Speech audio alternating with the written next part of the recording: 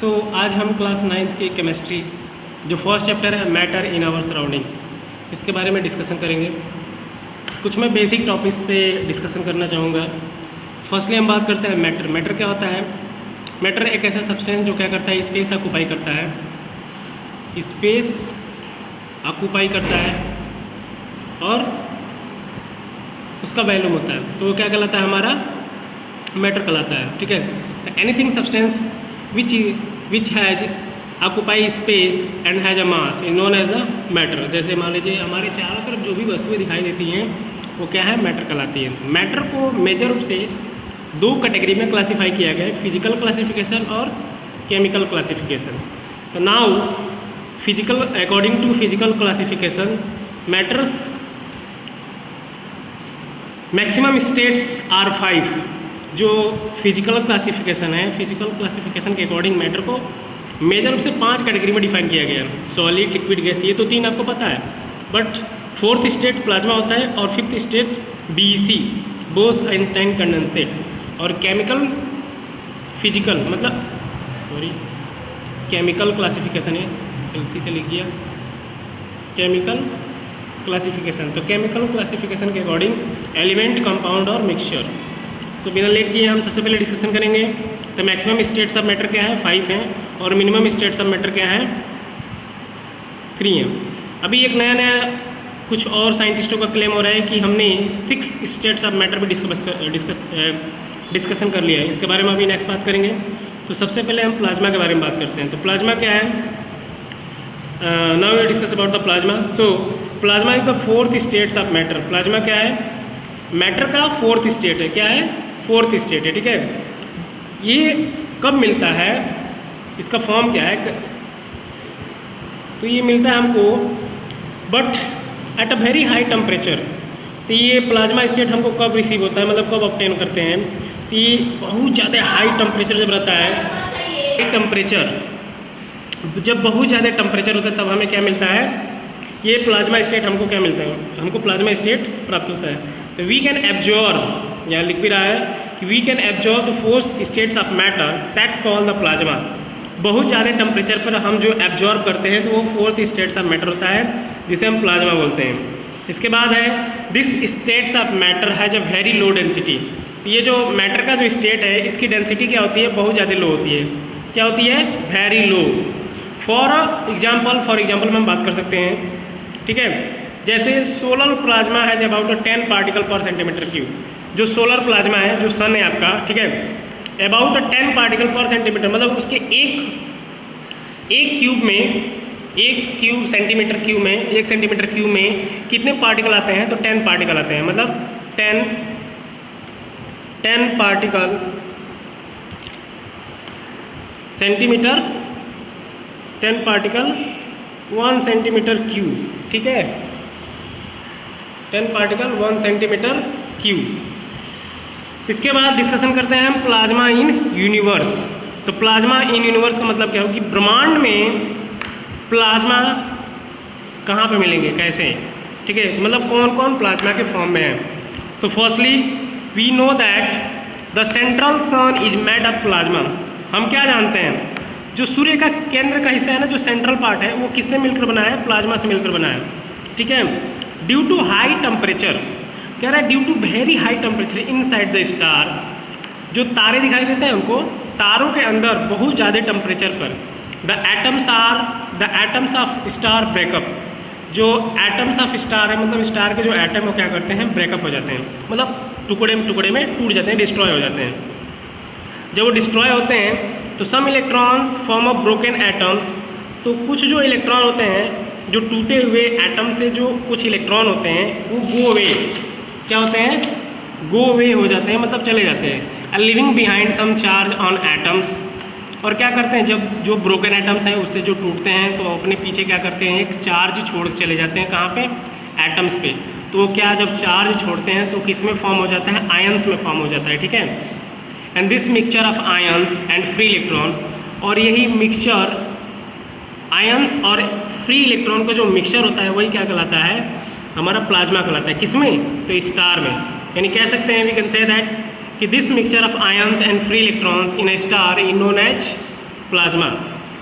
इसके बाद now the star have about 99% of plasma. So हम कह सकते हैं इस डिस्कशन से हम क्या कंक्लूजन निकलता है कि हम देख रहे हैं कि स्टार में सबसे ज़्यादा आयंस और फ्री इलेक्ट्रॉन क्या होते हैं, पाए जाते हैं, ठीक है, तो उसको हम प्लाज्मा बोलते हैं। सो हम कह सकते हैं कि जो स्टार है 99% प्लाज्मा है, मतलब स्टार किसके मिलकर बने हैं, तो 99%, मतलब स्टार के अंदर 99% प्लाज्मा है, ठीक है। So we can say that a large portion of universe. अब इस डिस्कशन से हमें नीचे एक और कंक्लूजन मिलता है जो हम डिस्कशन करना चाहेंगे कि जो ब्रह्मांड का एक बहुत बड़ा पोर्शन है वो किससे मिलकर बना है, प्लाज्मा से, यानी मेनली क्या उसमें आ जाएंगे स्टार, मतलब जो स्टार है सबसे ज़्यादा प्लाज्मा से मिलकर बने हैं। नेक्स्ट कह रहा है plasma is the source of various radiation and glare from the sun. Plasma क्या है, रेडिएशन का एक बहुत बड़ा सोर्स है and glare from the sun, जो सूर्य से एक तेज रोशनी हमको मिलती है, और वो किस कारण मिलती है, तो इसी प्लाज्मा रिएक्शन कारण मिलती है, क्योंकि सूर्य के जो सेंटर पार्ट है उसका टेम्परेचर बहुत ज़्यादा हाई रहता है, और टेम्परेचर हाई रहता है इसका मतलब क्या है, वहाँ पर रिएक्शन बहुत ज़्यादा होता है, ठीक है, मतलब वो जलता रहता है हमेशा, बहुत ज़्यादा होता है। ये तो हो गई प्लाज्मा इन यूनिवर्स। अब इसके बाद हम डिस्कशन करेंगे plasma in a daily life, मतलब डेली लाइफ में प्लाज्मा हम कैसे एब्जॉर्ब करेंगे और रोज़ क्या होते हैं। बेसिकली करें प्रैक्टिकली, मतलब हम प्रैक्टिकली देख सकते हैं, we can see plasma in a discharge tube. करें जो डिस्चार्ज ट्यूब होते हैं, जो लाइट बल्ब होते हैं, ठीक है, उसमें प्लाज्मा होते हैं। जैसे मान लीजिए वो आपका आता है ट्यूब लाइट हो गया, ठीक है, फिर वो हाइलोजन वाले बल्ब हो गए, तो उसमें जो सफ़ेद वाले होते हैं वो डिस्चार्ज ट्यूब है, और उसके अंदर एक अलग से कुछ लगा होता है जो अचानक बहुत तेज़ टेम्परेचर इंक्रीज करता है, और टेम्परेचर इंक्रीज करने से उसमें से एक लाइट निकलती है, ठीक है, तो वही क्या है हमारा प्लाज्मा स्टेट में होता है। During a lightning and some flame, तो ये जो प्लाज्मा स्टेट है डिस्चार्ज ट्यूब में जब बहुत ज़्यादा लाइटनिंग होती है और कुछ फ्लेम आते हैं तब हमको दिखाई दे देते हैं। दूसरा कह रहा है हीलियम गैस है इन फ्लोरोस्केन ट्यूब, जो हीलियम गैस है फ्लोरोस्केन ट्यूब, प्रदीप्ति, मतलब वो जो लाइट वाइट बल्ब देते हैं ना, उसी की बात हो रही है यहाँ पे, तो उसमें कौन सा गैस हम रिलीज करते हैं, हीलियम गैस रिलीज करते हैं। And neon gas in neon sign bulb, जो नियॉन साइन बल्ब होते हैं उसमें नियॉन गैस हम क्या करते हैं, फिल कर देते हैं, जिससे क्या होता है वो आयनाइज हो जाते हैं और एक प्लाज्मा का स्टेट ले लेते हैं। When electricity is pass through, और जब इलेक्ट्रिसिटी उससे होकर गुजरती है, दे स्टार्ट ग्लोइंग, ठीक है। अब इसके बाद नेक्स्ट जो लास्ट टॉपिक है हमारा, the fifth states of matter, मतलब जो पांचवा है, मतलब पांचवा मैटर का जो स्टेट है वो क्या है, तो आपका जानते हैं कि BEC है, और BEC का फुल फॉर्म क्या है, Bose Einstein condensate. We just about study about the fourth states of matter being absorb the very high temperature. अभी हमने जस्ट पहले प्लाज्मा के बारे में पढ़ा है, जो बहुत हाई टेम्परेचर पे हमको क्या होता है, एब्जॉर्ब करते हैं। इसी तरह हमारा जो फिफ्थ स्टेट्स ऑफ मैटर है, मतलब जो BEC है, वो at an ultra low temperature, मतलब बहुत लो टेम्परेचर पर, मीन्स हम कह सकते हैं नैनो केल्विन, ठीक है, नैनो केल्विन पे हमको क्या मिलता है, वो BEC हमको मिल जाएगा, जिसे ऑलमोस्ट हम कह सकते हैं equal to 0 kelvin. There exist the fifth states of matter which called BEC, मतलब कह रहा है मैटर का वो स्टेट जिस पर एग्जिस्ट करता है वो क्या कहलाता है हमारा BEC, बोस-आइंस्टाइन कंडेंसेट।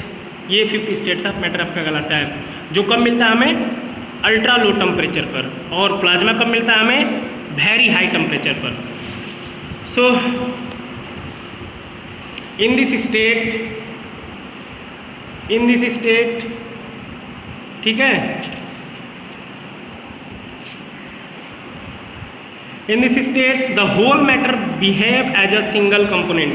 अब जब टेम्परेचर एक्सट्रीमली लो कर देते हैं तो उस अवस्था में होता क्या है, जो जितने भी मैटर होते हैं, होल मैटर, वो कैसे बिहेव करने लगते हैं, एक सिंगल कंपोनेंट या फिर एक एटम के जैसे बिहेव करने लगते हैं, because the kinetic energy of the atoms, मतलब एटम्स की जो काइनेटिक एनर्जी होती है वो क्या होती है, बहुत ज़्यादा लो हो जाती है, जिसके कारण वो क्या करते हैं, एक सिंगल कंपोनेंट के जैसे बिहेव करने लगता है। अब एनर्जी तो रहेगी नहीं तो वो उनमें मूवमेंट तो कोई होगा नहीं, सिंगल कहीं पड़े होंगे, and there is hardly any vibration shown by the atoms, और उस एटम्स के द्वारा कोई बहुत ज़्यादा वाइब्रेशन नहीं दिखाया जाता है।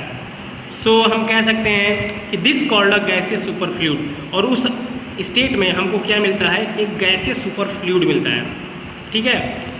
नेक्स्ट है there was a two science, अब मतलब ये BEC के बारे में डिस्कशन कर रहे हैं कि ये कैसे मिला, तो हम बताना चाहेंगे इसमें दो साइंटिस्ट थे, कौन कौन, एक एरिक ए कॉर्नेल और दूसरा कॉर्ल ई वीमेन।